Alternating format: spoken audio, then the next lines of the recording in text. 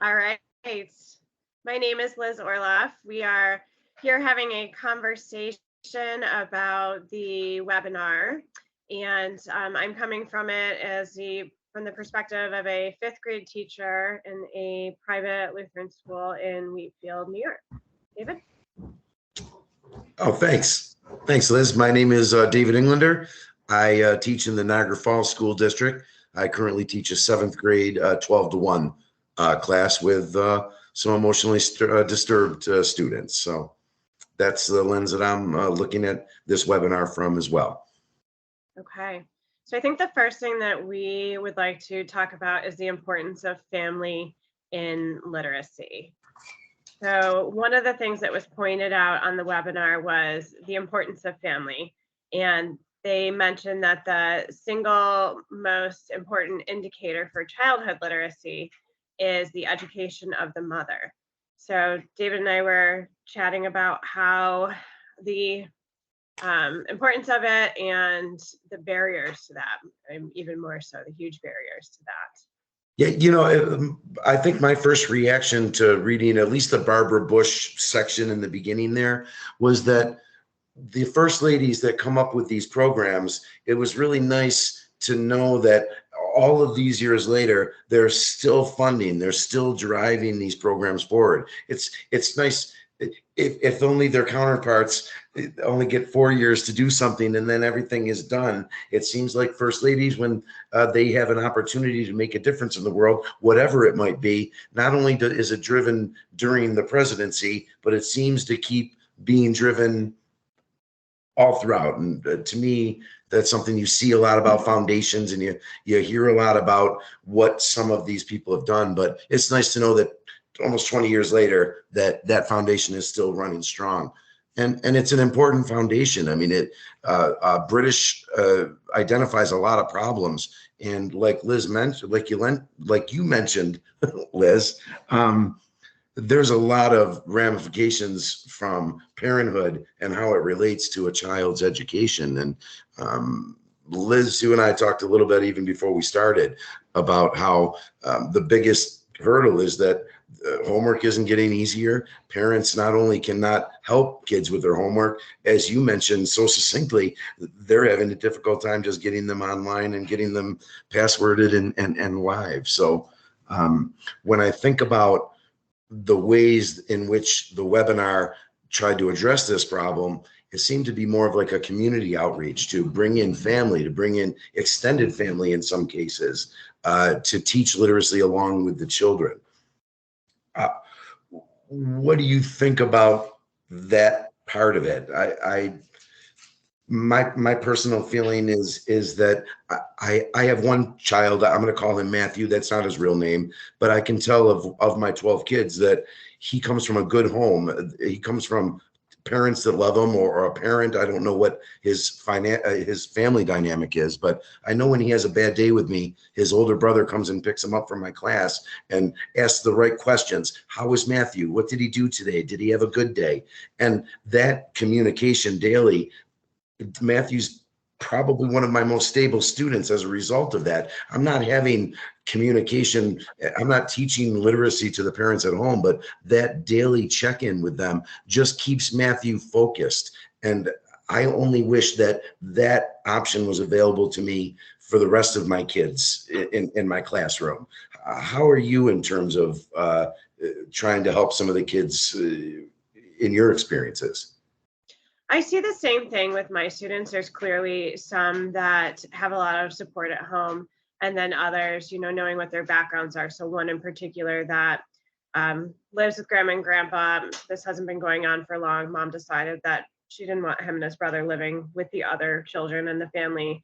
And a very, very bright boy. He picks things up very quickly, doesn't care a lot. And there's a lot of behavioral implications from his home life that are transitioned into the classroom. So yes, I think the importance of family is paramount. What I do think though is that where literacy comes into play, I can see that my students who have the most support at home, the ones whose families push them, who when they get home, their things are organized. So they have the time and the space to do homework. They have a parent or an adult who is telling them that they need to do this and making sure that it's happening, are the parents who are well educated. So my question is, sure, you could say that, like, you know, we need to do this or we need to do that. But until we lift people out of poverty, it's not going to matter, because the families that don't have this level of literacy, maybe just don't even know. I mean, you know, academics wasn't important to them because survival trumped that. So how are they going to do that? How are they going to push that on their child? It's just not on their radar. How are you going to enforce and encourage your students to do homework when they get home, when you're on job number 2 or job number 3 and you're just trying to put food on the table? So I think, you know, sure, you could say that we need to educate the parents, but until we lift them out of poverty to a place where they make a livable wage and they can afford to care about something other than food and shelter, you can pump all the money into it that you want, but we're not making enough of a difference for it to be tangible.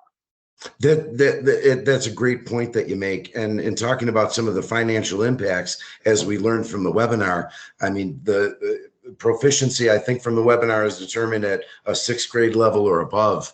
And I mean, I've got a couple of things here. If 53%, this was the most amazing number to me, that 53% of adults that are 25 and above who are not proficient are not even in the workplace. So what that equates to, from the gentleman, I think that British was referring to, that had a study, that is a crazy amount. It's 66 million adults that can't read. And you think about 53% of them being 25 and above, not in the workplace.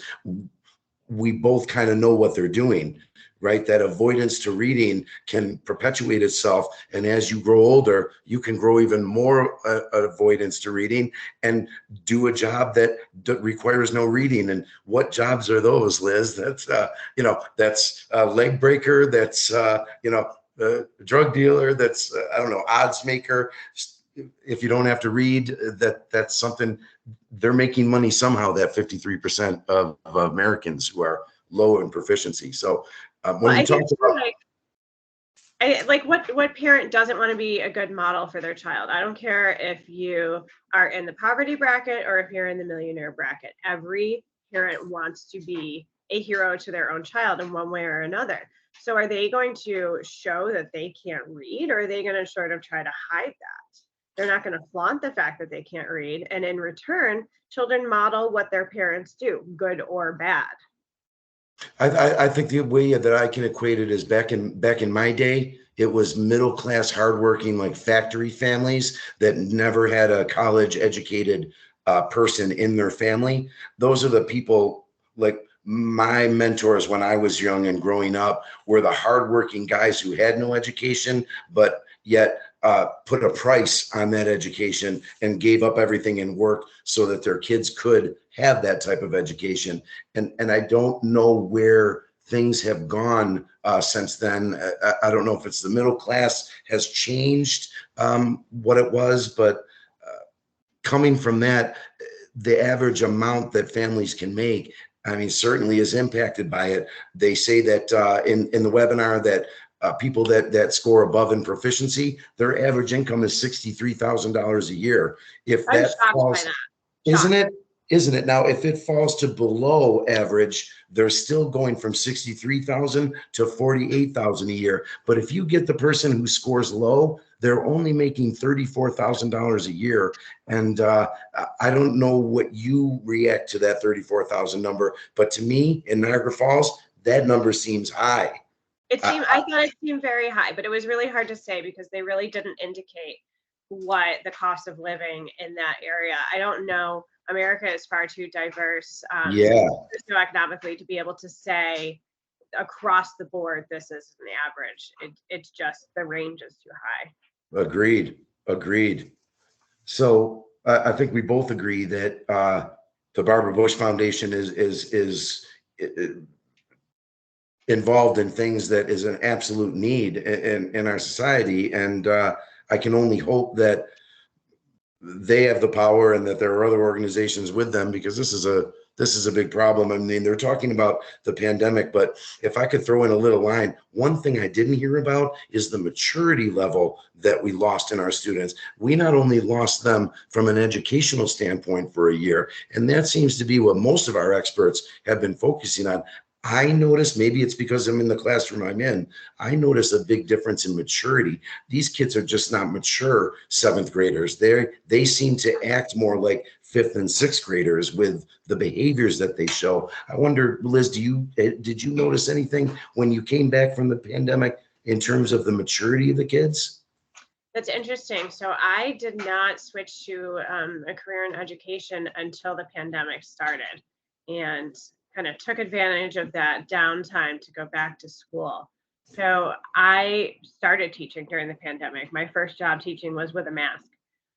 So I hear all these great stories about what life was like before it, but I didn't experience it. But what I can tell you is that my fifth grade class is not at the maturity level that I recall being at when I was at that age. Now my kids are younger, so I can't speak for being able to observe them and their friends because they haven't gotten to that age yet, but they don't seem like the maturity of fifth graders. Or my perspective has just changed as I've gotten older. So I don't know, maybe that has really played a part in it. Yeah, I just feel like they were.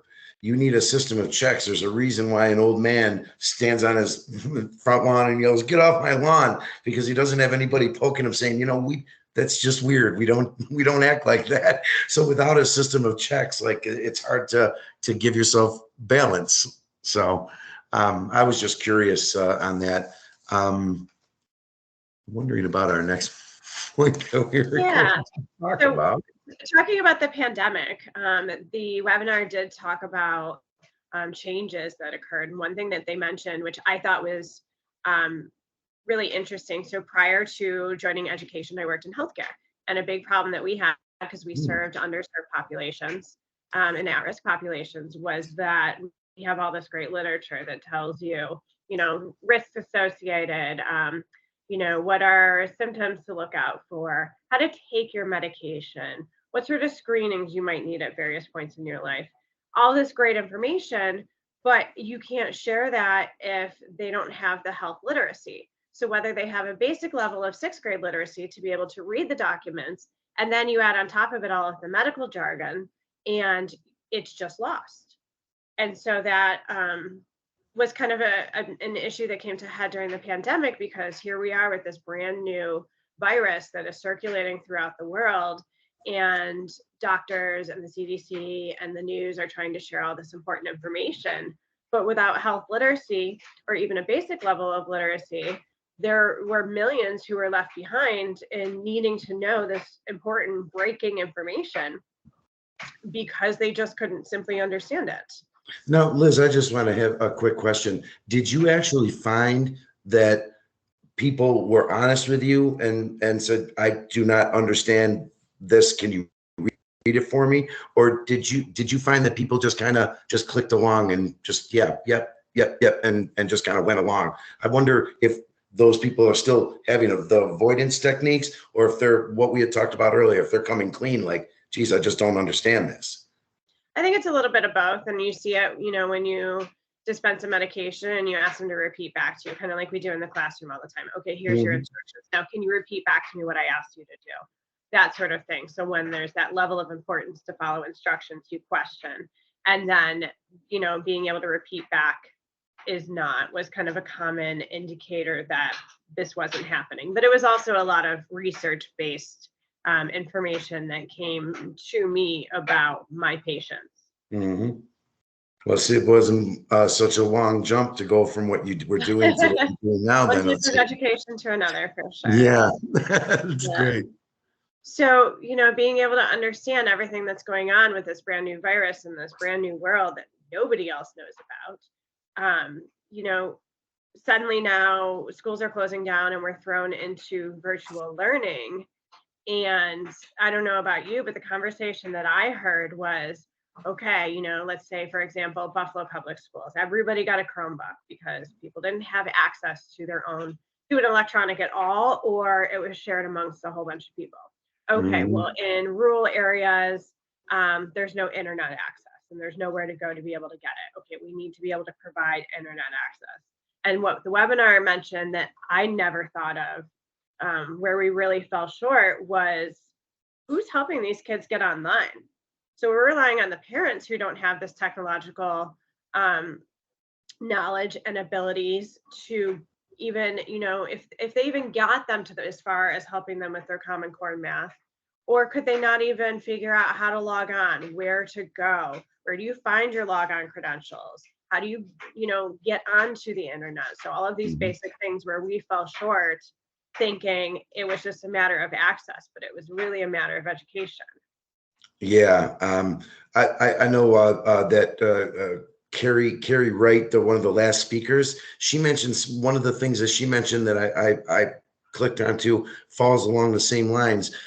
She reached out into her corporate community and actually came up with a television station where she was able to do that television show where they just did it started at 7 o'clock in the morning. It ran all day. It did half-hour lessons. I mean, I actually stopped the webinar and I thought about that. Like, that's almost like Sesame Street when I was a kid. That's something that you can have on, and a lot more people had access to televisions in rural communities than the internet. So I just thought that was a great opportunity that other districts, including my own, that went full computers and full outside learning, that we didn't take advantage of. I know that we have a local station that shows our Niagara Falls High School. You can see the morning announcements on that channel, one of the cable channels. But again, a great opportunity missed there, I think, from a lot of districts.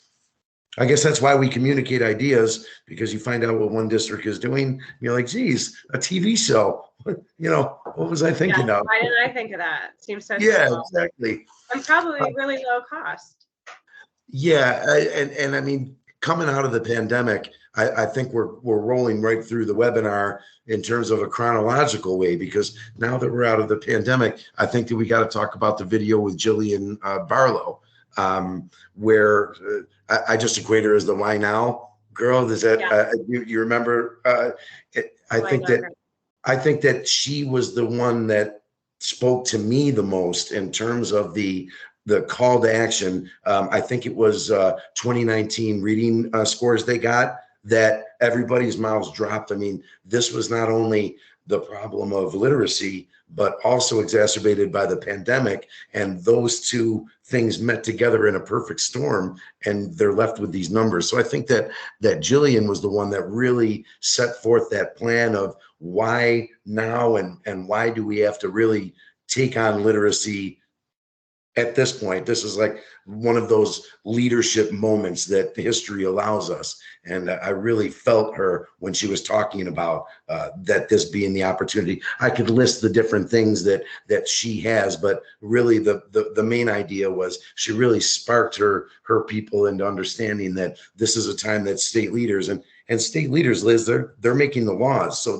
this isn't like just a basic administrator in your school. These are people that can affect change in laws in your community. So it's a really great process. Yeah, it was definitely. I heard what she was saying. I jumped on the bandwagon when she was talking about her reasons for why now. I think this will be. And in New York State, as you know, we're going through state testing right now. So this is kind of the first state testing that has occurred since kids have been predominantly, not the whole year, but predominantly in person.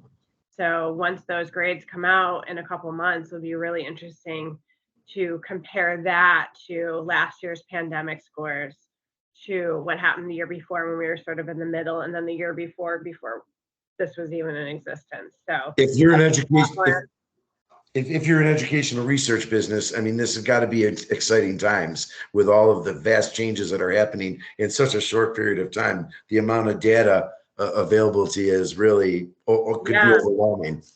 This information that's going to come out in the fall, I think, will be paramount to, yes, why now, but how? What are we going to do? What do we need to do? And how are we going to move forward? And that's really going to inform our next steps and our decision making.